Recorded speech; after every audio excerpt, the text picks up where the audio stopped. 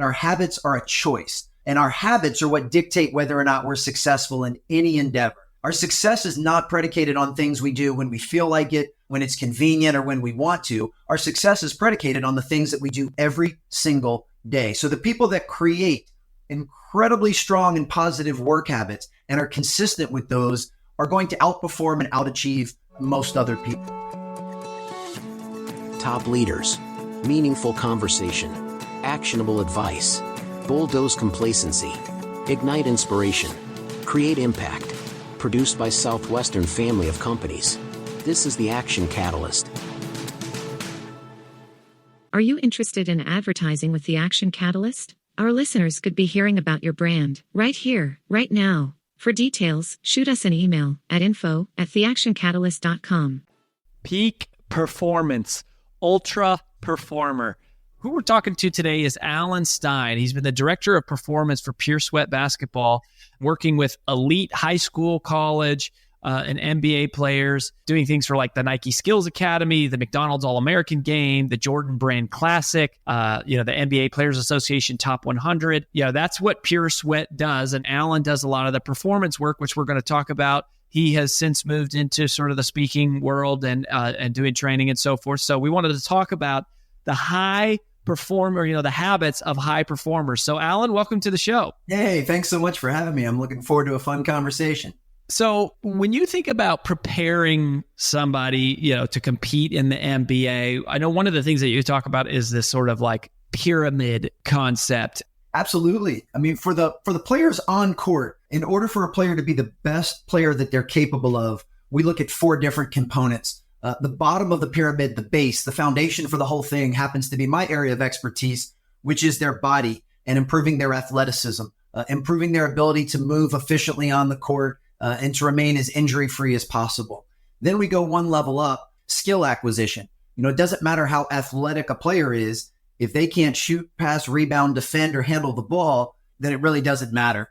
Then we go up one more level and we start talking about the mind, which is 2 separate areas we want to look at. One, we want to make sure a player has the mental toughness and fortitude to compete every day, but we also want to make sure they have a very high basketball IQ, that they know how and when to use their skills and their athleticism to be as effective as possible. And then the apex of the pyramid is their heart. That's their grit, their passion, their motor, if you will. And we found that when you can improve a player in those 4 distinct areas, almost like you're putting together a jigsaw puzzle, you'll create the best basketball player that they're capable of becoming. So do you start at the bottom and sort of work your way up? It is rather sequential. Now, when we say working on their strength and conditioning in their body, when most people hear strength and conditioning, they usually envision a player, doing a bench press or have a barbell on their back and doing squats. That's not necessarily what we're talking about. We're talking about improving their coordination and their balance, their motor control, their proprioception, just getting them in touch with their body. And we do that with very young players. I mean, I'll do events that have kids that are 7 or 8 years old where we're teaching them movement patterns. Do they have rhythm and coordination in their feet, working on their footwork? So really just teaching them how to control their body. Because as you can imagine, if a player can't control their body, if they can't start and stop and jump and land and move forwards and backwards, they're going to have a lot of difficulty doing fine motor skills like shooting and passing and ball handling. So yes, we address the body first, and then we level up and we start teaching them the skills of the game. And that will be rudimentary skills. Here's how you make a bounce pass. Here's how you dribble between your legs. Then the next layer is the IQ portion, which is to teach them. So it's one thing to know how to make a bounce pass. It's another to know when to make a bounce pass. So how do they apply their skills and their athleticism? And then in all honesty and in full humility and transparency, the top, the apex and the heart, that's the one I believe that we as coaches have the least impact on. That needs to come from the players. Now we can motivate, we can inspire, we can model the fact that we love what we do and we're passionate about coaching.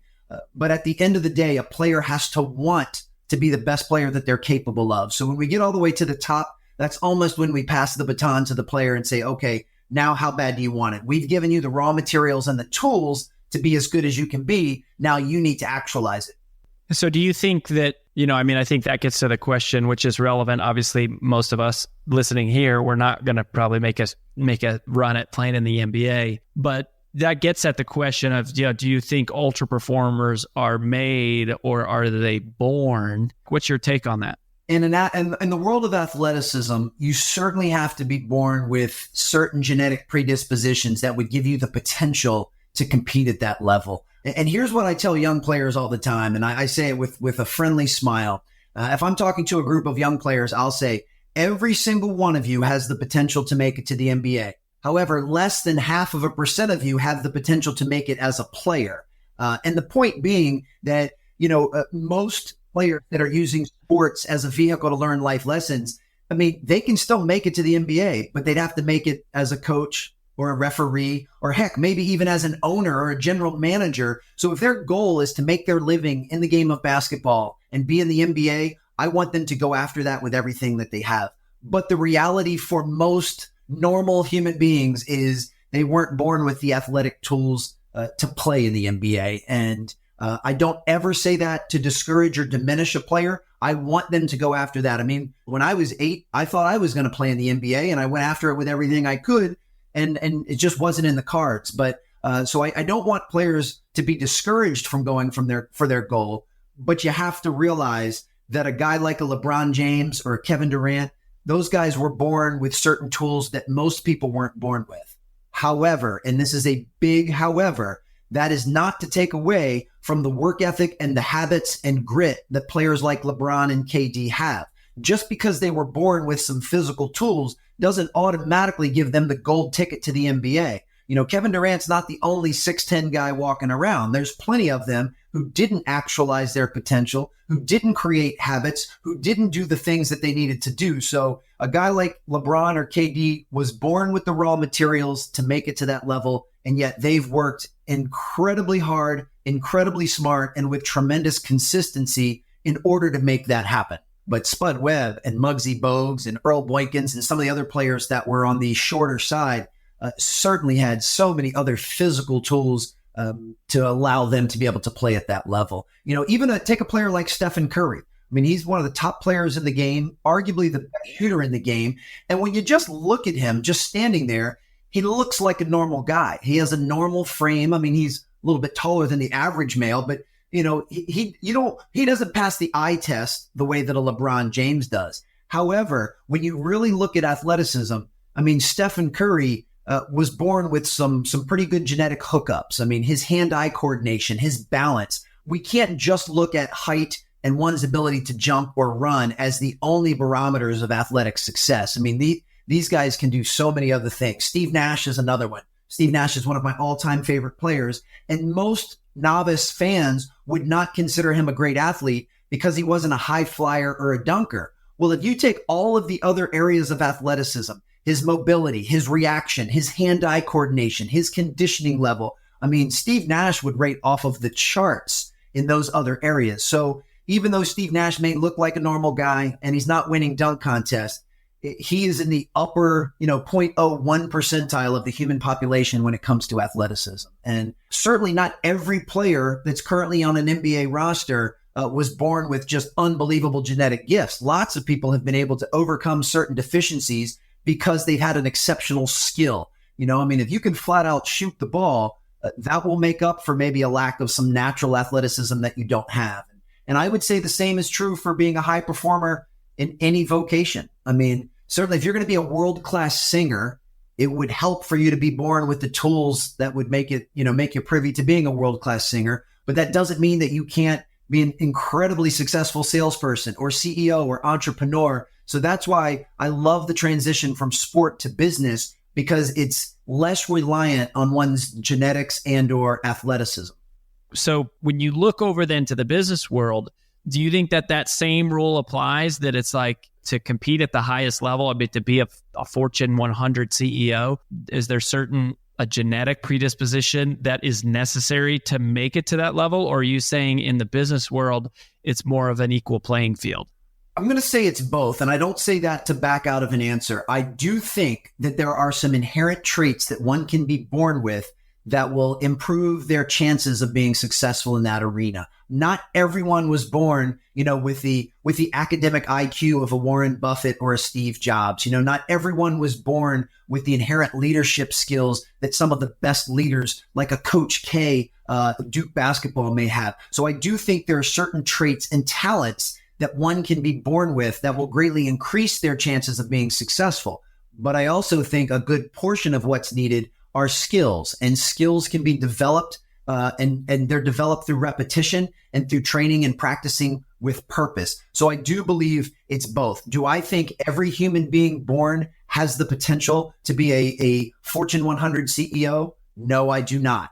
Do I think a good portion of people can develop the skills that will put them in a position to be able to hold jobs like that? Absolutely.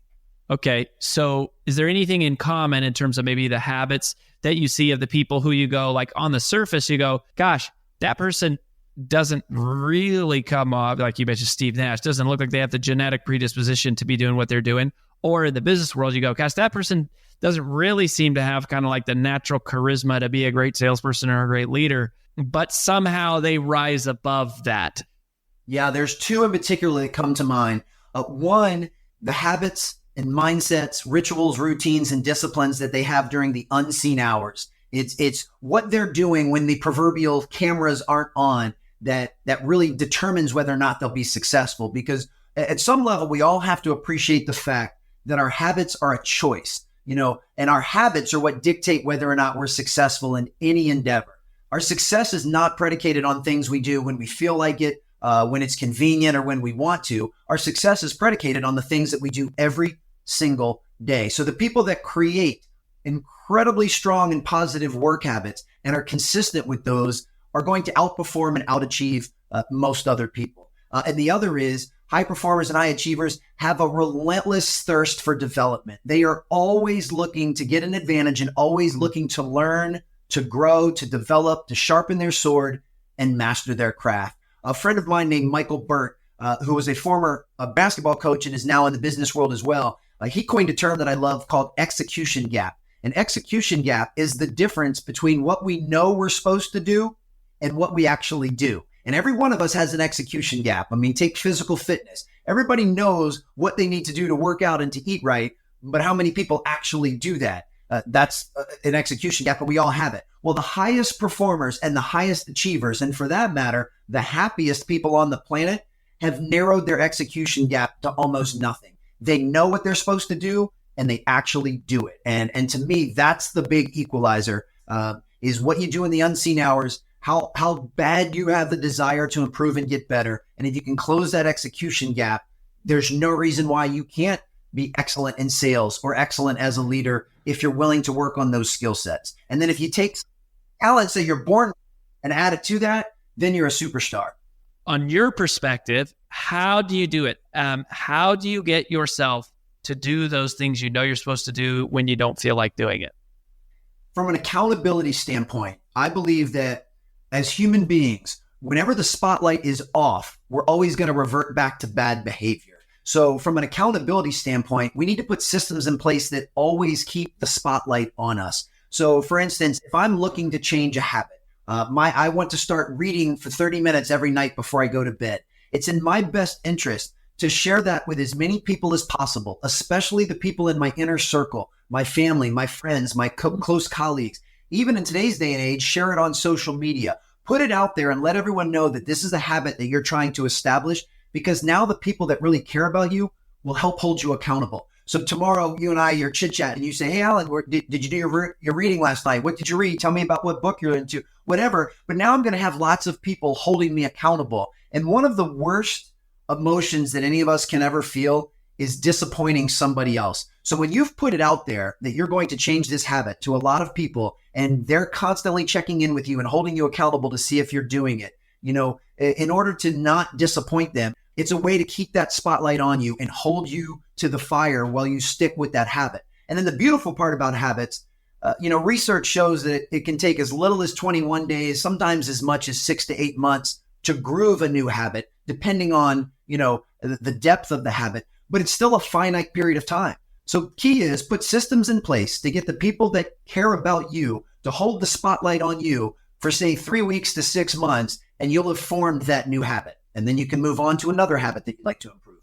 I love it. Alan, where do you want people to go if they want to connect with you? You can go to alansteinjr.com. That's ALANSTEINJR.com. And I'm also at Alan Stein Jr. on all social handles.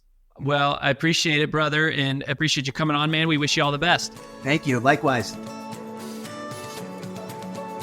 If you enjoy this podcast, please make sure to subscribe. And to stay updated on everything that the Action Catalyst is up to, make sure to follow us on Facebook and Instagram at Action Catalyst Podcast and on Twitter at Catalyst_Action. And thanks for listening.